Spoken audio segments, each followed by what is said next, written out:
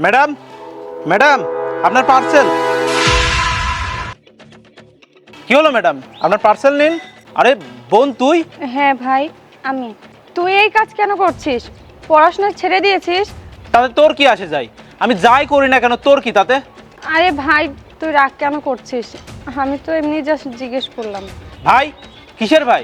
আর না তুই আমার বোন। এর মানে তো এটা না, তুই আমার ভাই না। আচ্ছা ওইসব ছাড়, বাবা কেমন আছে? কে ভাই? কার ভাই? আর কে বাবা? কার বাবা? তোর পার্সেল নে। ভাই, আমি যে এখানে থাকি, বাবাকে কিছু বলার দরকার নাই। বাবা কষ্ট পাবে অনেক। আমি চাইলেও না বাবাকে তোর কথা কিছু বলতে পারবো না। মানে? তুই বাড়ি থেকে পালিয়ে যাওয়ার পরে বাবা মান সম্মানের ভয়ে সুইসাইড করে মারা গেছেন। বাবা আর দুনিয়াতে নেই।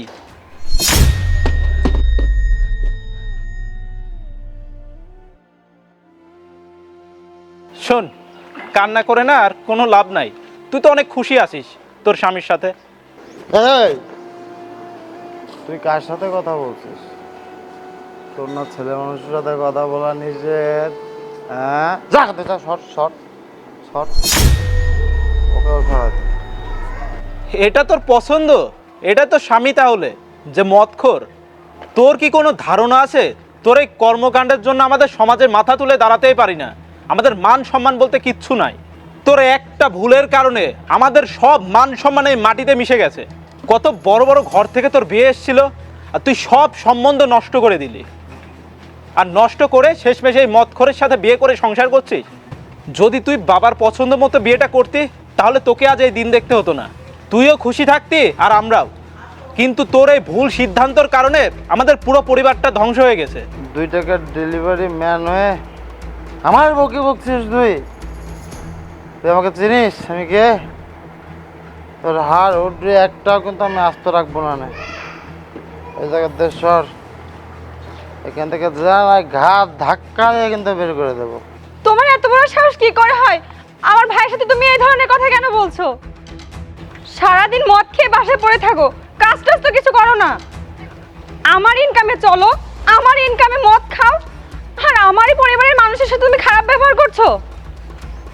ও ডেলিভারি ম্যান হতে পারে, তোমার মতো মদখোর না। ব্যাস, অনেক হয়েছে। তোমার মতো মদখোরের সাথে আমি আর সংসার করতে পারবো না। ভাই, আমাকে মাফ করে দে তুই। আমিও সংসার করতে চাই না। তুই আমাকে এখান থেকে নিয়ে যা। আমার অনেক বড় ভুল হয়ে গেছে। তুই এখান থেকে আমাকে প্লিজ নিয়ে যা। না বোন, এখন অনেক দেরি হয়ে গেছে। আর একে তো বিয়ে করার সিদ্ধান্ত তোরই ছিল, আর তারপর থেকে তুই আমাদের কাছে মরে গেছিস। ভালো থাক তোরা, আসি।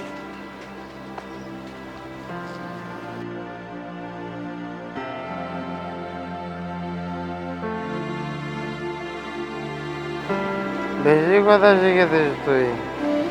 তোর ভাই তোকে নিয়ে গেল না? হ্যাঁ, বাসায় জল আসছে, তো কি করি আমি দেখিস।